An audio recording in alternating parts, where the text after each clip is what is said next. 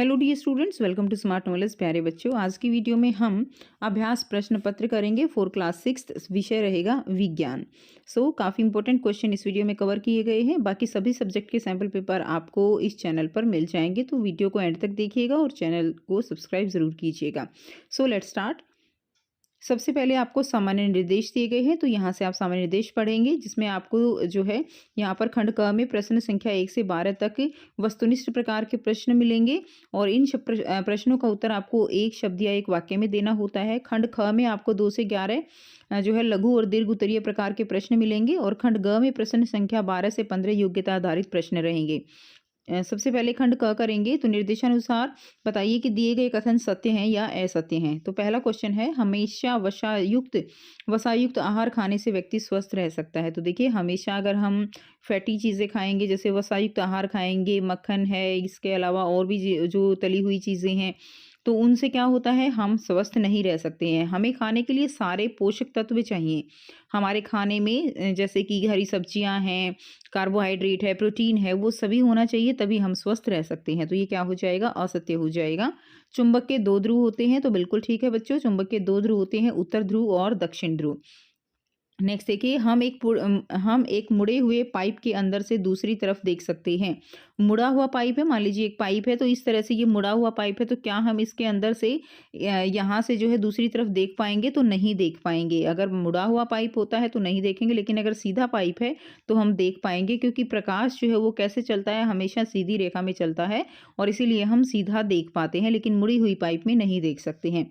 तो ये क्या हो जाएगा, फॉल्स हो जाएगा। तना पौधे को सीधा खड़ा रखता है, ये बिल्कुल ठीक है, तो ये ट्रू हो जाएगा, सत्य हो जाएगा। नेक्स्ट देखिए, रिक्त स्थान की पूर्ति करनी है। एक विद्युत सेल में विद्युत धारा की दिशा, तो विद्युत धारा की दिशा जो है वो कहाँ से कहाँ होती है, पॉजिटिव टर्मिनल से किस तरफ होती है, नेगेटिव टर्मिनल की ओर होती है। क्वेश्चन नंबर 6 है, यदि चुंबक को डैश करें तो वो अपने गुण खो देते हैं। तो यदि चुंबक को हम गर्म करते हैं तो चुंबक क्या होगी, अपने गुण जो है वो खो देगी। नेक्स्ट देखिए, क्वेश्चन नंबर 7 है, डैश झाड़ियां और पेड़ पौधों की 3 जो है क्या है, श्रेणियां हैं।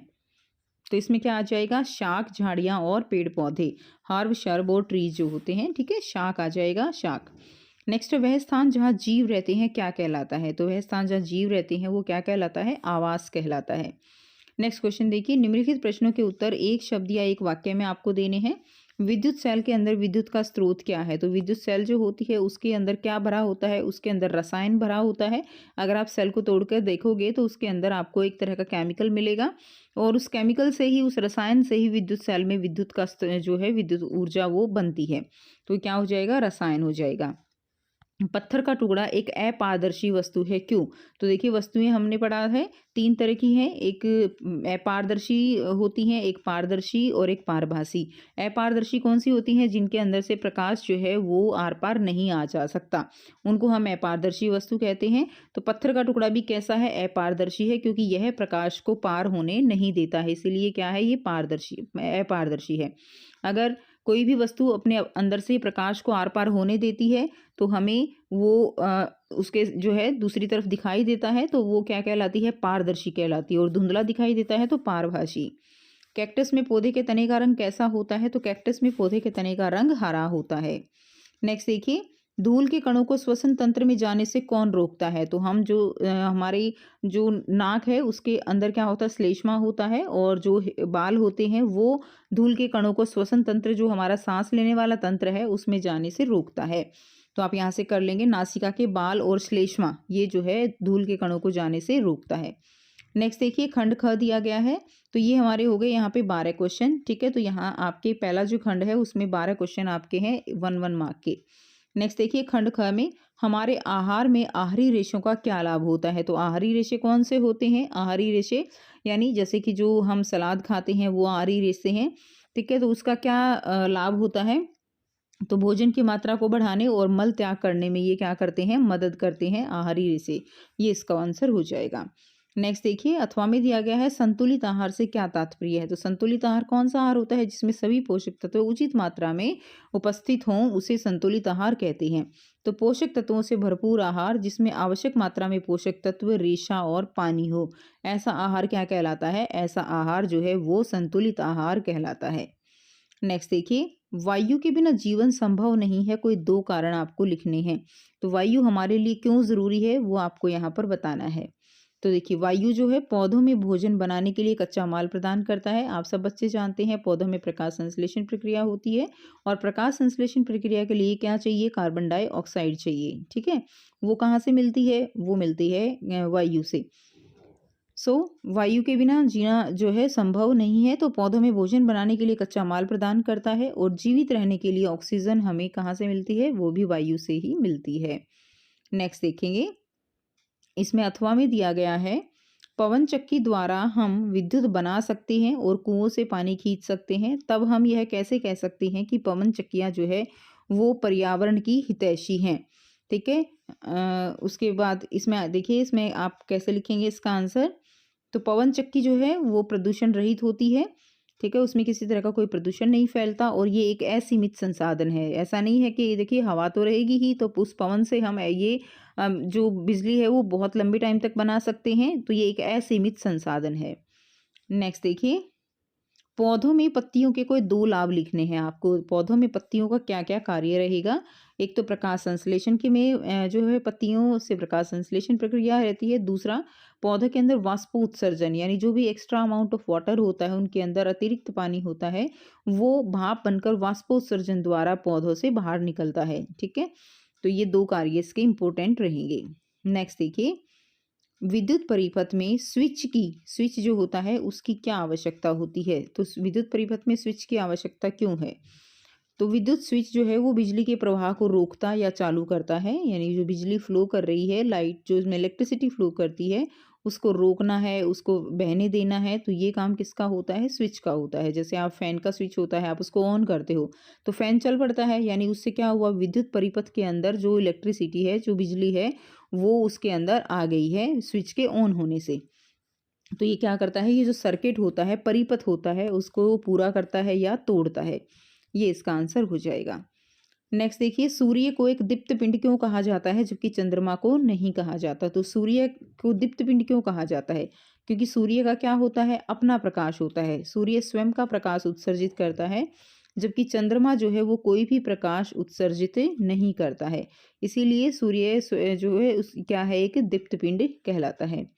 नेक्स्ट देखिए, रूपा का हाथ जो है वो पिन होल्डर से गलती से टकरा गया और पिन होल्डर वो मेज से कालीन पर गिर जाता है।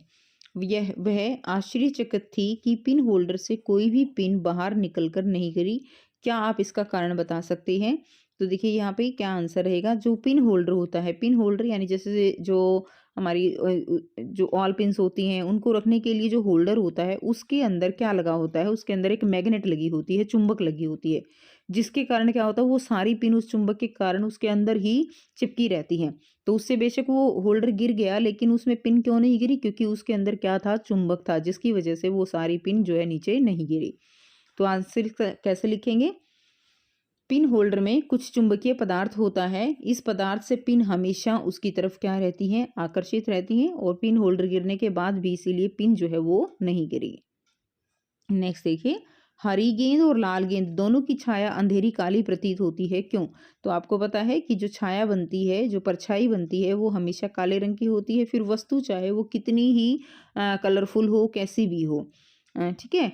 अब यहाँ पे समझेंगे कि छाया काली ही क्यों होती है। तो देखिए, जैसे छाया कब बनती है? मान लीजिए यहाँ पे कोई स्क्रीन लगी हुई है, ये एक बॉल है, आपने इसके ऊपर जो है क्या यहाँ पे टॉर्च आपने इसको लगाई। अब ये जो छाया बनेगी, जो परछाई बनेगी, वो परछाई कब बनती है? कोई भी वस्तु जब प्रकाश को रोकती है, ठीक है? रोकने की वजह से जो प्रकाश नहीं रुका वो तो किरणें आगे निकल जाएँगी, तो यहाँ पे प्रकाश दिखाई देगा। लेकिन इस स्थान में जो किरणें इसको आर-पार इसके नहीं जा सकी, तो आर-पार ना जा सकने के कारण यहाँ पे जो है प्रकाश नहीं होगा और ये उसकी क्या बनेगी? छाया बनेगी। अब छाया बनाने के लिए केवल प्रकाश की किरणों को रोकना है। अब वो किरणें किसके द्वारा रोकी जा रही हैं? वो वस्तु कलरफुल है, वो वस्तु ब्लैक एंड व्हाइट है, इस चीज़ से कोई मैटर नहीं करता। गेंद चाहे हरी हो, चाहे लाल हो, चाहे काली हो, चाहे पीली हो, कैसी भी गेंद हो, परछाई जो है वो हमेशा कैसी बनेगी? काली ही बनेगी। इसका आंसर लिखेंगे, वस्तु के रंग की परवाह किए बिना परछाई उस क्षेत्र में बनती है जो बाधा के कारण प्रकाश प्राप्त नहीं कर रही होती, इसलिए यह हमेशा कैसी होती है? यह हमेशा काली होती है। नेक्स्ट है छाया निर्माण के लिए क्या आवश्यक परिस्थितियां होती हैं। तो छाया निर्माण के लिए क्या क्या चाहिए, अभी अभी हमने किया है। छाया निर्माण के लिए प्रकाश का स्रोत होना चाहिए, जैसे हमने बैटरी ली थी। एक अपारदर्शी वस्तु जो प्रकाश स्रोत और स्क्रीन के बीच में रखी गई हो, जैसे कि गेंद हमने ली। और तीसरा क्या होता है, स्क्रीन जिसके ऊपर जो इमेज है, जो प्रतिबिंब है वो बनेगा, जो छाया बनेगी। अगला क्वेश्चन है, हमारे घर में स्विच की मरम्मत करते समय विद्युत मिस्त्री रबड़ के दस्ताने क्यों पहनता है, व्याख्या करनी है। तो देखिए विद्युत मिस्त्री जो है रबड़ के दस्ताने क्यों पहनता है, क्योंकि अगर वो दस्ताने नहीं पहनेगा तो उसको करंट लगने का खतरा ज़्यादा होता है। तो रबड़ के दस्ताने वो क्या है, वो बिजली का झटका लग सकता है कि रबड़ जो है क्या है, वो एक कुचालक है। कुचालक क्या होते हैं, यानी जिसकी अंदर से विद्युत धारा पास नहीं हो सकती, ऐसे जो ऑब्जेक्ट होते हैं उनको हम कुचालक कहते हैं। इस जैसे कि रबड़ है, इसके अंदर से विद्युत धारा पास नहीं होती है, विद्युत धारा प्रवाहित नहीं होती है, इसलिए ये क्या है, एक कुचालक है। यह उसे बिजली के झटकों से बचाता है। ठीक है, नेक्स्ट देखिए अगला क्वेश्चन है क्वेश्चन नंबर 10। एक फूल के किन्हीं 4 भागों के नाम जो है वो आपको यहाँ पर लिखने हैं। फूल के 4 भाग कौन कौन से हो जाएंगे। देखिए सबसे पहले क्या होता है, बाह्य दल होता है, फिर कलरफुल पंखुड़ियाँ होती हैं, पुंकेसर होता है, और चौथा कौन सा है, स्त्री केसर। ठीक है, सबसे पहले क्या होता है, यहाँ इस तरह से बाह्य बाह्य दल होता है। उसके बाद जो है इसके अंदर क्या होती हैं, पंखुड़ियाँ। ठीक है, जो इस तरह से जो क्या होती हैं, पेटल्स होती हैं, इसकी पंखुड़ियाँ होती हैं। और इसके अंदर जो क्या होते हैं, पुंकेसर, और जो बीच में है वो क्या होता है, स्त्री केसर होता है। तो इस तरह से फ्लावर का डायग्राम बनता है। नेक्स्ट देखिए, आलू आलू को पौधे के किस भाग से जो है, किस भाग से प्राप्त होता है। तो आलू को पौधे के किस भाग से मंड या स्टार्च प्राप्त होता है। तो मंड या स्टार्च प्राप्त होता है, यानी मंड या स्टार्च क्या है, ये पौधे का भोजन है। और पौधे भोजन कहाँ बनाते हैं, पौधे भोजन पत्तियों के द्वारा बनाते हैं। ठीक है, तो उनको मंड या स्टार्च प्राप्त होता है पत्तियों से। नेक्स्ट देखिए अगला क्वेश्चन है, अग्रलिखित में उन पौधों की अलग सूचियां बनाइए जिनमें जालिका रूपी शिरा विन्यास और समांतर शिरा विन्यास है। तो जालिका रूपी जो शिराविन्यास है वो किस तरह से होता है, जालिका रूपी कुछ इस तरह से होता है, जैसे पीपल के पत्ते का होता है ऐसे। और समांतर शिराविन्यास कैसे होता है, जैसे केले के पत्ते का होता है, गेहूं की जो पौधा होता है उसकी पत्तियां होती हैं बिल्कुल एक ही डायरेक्शन में, तो इसको बोलेंगे हम समांतर शिराविन्यास, इसको बोलेंगे हम जालिका रूपी शिराविन्यास। अब इसके अंदर कौन सा जालिका रूपी है और कौन सा इसके अंदर समांतर है। तो गेहूं जो है जालिका रूपी जालीनुमा शिराविन्यास किस किस का हो जाएगा, जैसे कि तुलसी है, धनिया है, गुड़हल है, ये जालिका नुमा हो जाएंगे। और समांतर में हो जाएंगे, जैसे गेहूं है, मक्का जो है हो सकता है, और घास इसमें आ जाएगी। ये 3 एग्जाम्पल आपके समांतर शिराविन्यास के हैं, और 3 ही एग्जाम्पल आपके जो है वो किसके हैं, जालिका रूपी शिराविन्यास के हैं। नेक्स्ट देखिए, चुंबकीय और अचुंबकीय पदार्थ में कोई एक अंतर आपको बताना है, प्रत्येक का एक एक उदाहरण भी देना है। तो चुंबकीय पदार्थ और अचुंबकीय पदार्थ बहुत ही आसान है। चुंबकीय पदार्थ कौन से पदार्थ होते हैं, वे पदार्थ जो चुंबकीय और आकर्षित होते हैं उन्हें चुंबकीय पदार्थ कहते हैं, जैसे कि लोहा। अचुंबकीय पदार्थ कौन से होंगे, वे पदार्थ जो चुंबकीय और आकर्षित नहीं होते हैं उन्हें अचुंबकीय पदार्थ कहते हैं, जैसे कि कांच हो जाता है। नेक्स्ट देखिए, एक खिलौना कार में उसकी लंबाई के साथ एक छड़ चुंबक छिपा हुआ है। तो खिलौना कार है, उसकी लंबाई के साथ एक छड़ चुंबक है, मान लीजिए ये एक छड़ चुंबक उसके अंदर छुपा हुआ है। दूसरे चुंबक का उपयोग करके आप कैसे पता लगाएंगे कि चुंबक का कौन सा ध्रुव कार के सामने की ओर है। तो बहुत सिंपल सी तरीके से इसको हम पता लगा सकते हैं। देखिए मान लीजिए ये हमारे पास एक छड़ चुंबक है, अब हम एक और चुंबक लेते हैं, मान लीजिए ये इसका नॉर्थ सिरा है, ये इसका ये जो है उत्तर है, ये दक्षिण है। अब आप इसको इसके पास लेकर आइए, अगर ये इससे दूर भागता है, अगर जो आपके हाथ में चुंबक है ये दूर भागती है, आपकी तरफ आती है, तो मतलब ये भी कैसा है, नॉर्थ है, और ये साउथ हो जाएगा। लेकिन ये इससे चिपक जाती है, ठीक है, मान लीजिए ये आप इस तरह से लेकर आए हो और ये से चिपक गई, तो चिपकने का मतलब क्या है कि यहाँ पे इसका दूसरा सिरा है यानी दक्षिण है, और ये क्या हो जाएगा, उत्तर हो जाएगा। तो इस तरह से आप इसका आंसर कर लेंगे। लिखना कैसे है, यहाँ से देख लेंगे। देखिए एक छड़ चुंबक लें जिसका उत्तर और दक्षिण ध्रुव जो है वो क्या हो, आपको पता हो। छड़ चुंबक के किसी एक ध्रुव जैसे कि उत्तर ध्रुव को धीरे धीरे खिलौना कार के सामने लेकर आए। यदि चुंबक और कार के बीच आकर्षण होता है तो सामने की ओर का ध्रुव जो है वो कैसा होगा, दक्षिण होगा। और यदि कार और चुंबक के बीच क्या हो, प्रतिकर्षण हो, धकेलने वाला बल लगे, तो कार के ध्रुव का समान जो है उत्तर, यानी समान ध्रुव समान उत्तर होगा। क्लियर। नेक्स्ट देखिए, नेक्स्ट खंड ग दिया गया है। खंड ग में सबसे पहले आपको मिलान करो है। तो इसमें देखिए हड्डी और दंत शय, हड्डी और दंत शय के लिए यहाँ पे दिया गया है कि आप क्या सबसे ज़्यादा ज़रूरी होता है। तो हड्डी और दंत शय के लिए सबसे ज़्यादा ज़रूरी क्या होता है, कैल्शियम होता है। आरक्तता किसकी कमी के कारण होता है, आरक्तता जो है वो लोहे की कमी के कारण होता है। कमजोर दृष्टि, कमजोर दृष्टि यानी आंखों का रोग किसकी वजह से होता है, विटामिन ए की वजह से। तो आपको पता होना चाहिए बिल्कुल, कमजोर दृष्टि किसके कारण होती है, विटामिन ए के कारण। ठीक है, तो इसमें आपका विटामिन ए आ जाएगा, यहाँ से करेंगे, ये आ जाएगा विटामिन ए। बेरी बेरी किसकी वजह से होता है, विटामिन बी की कमी से। गेंगा रोग आयोडीन की कमी से होता है, जिसके अंदर वो गर्दन जो है वो फूल जाती है। और रिकेट्स जो है वो किसकी वजह से होता है, विटामिन डी के कारण रिकेट्स होता है। तो इनके आंसर इनके सामने लिखे गए हैं, यहाँ से आप देख सकते हो। अगला क्वेश्चन देख लेते हैं। नेक्स्ट देखिए क्वेश्चन नंबर 13, बूझो अपने गांव के लिए रेल यात्रा करते समय खिड़की के पास जो है बैठ जाता है। ठीक है, आप देखिए, वह ठंडी हवा, बादल, पहाड़, नदियां, विभिन्न पौधों और जानवरों के सुंदर दृश्य का आनंद ले रहा था। उसे आश्चर्य हुआ कि हमारी पृथ्वी ही एकमात्र ऐसा ग्रह है जहां लाखों वर्षों से जीवन जो है वो सतत बना हुआ है और वायु की एक परत से घिरी हुई है, जिसे वायुमंडल कहते हैं। तो आपको इनमें से क्वेश्चन बताने हैं। निम्नलिखित में से कौन सा कथन यहाँ पे गलत है, तो गलत वाला बताना है। तो समस्त सजीवों को सांस लेने के लिए हवा की आवश्यकता होती है, बिल्कुल ठीक है। हम हवा को महसूस तो कर सकते हैं लेकिन उसे देख नहीं सकते, ठीक है। चलती हवा से पतंग उड़ाना संभव हो जाता है, ये भी ठीक है। हवा हर जगह उपस्थित होती है लेकिन मिट्टी में नहीं, तो ऐसा नहीं होता, मिट्टी के अंदर भी हवा उपस्थित होती है। तो ये डी हमारा सही आंसर हो जाएगा।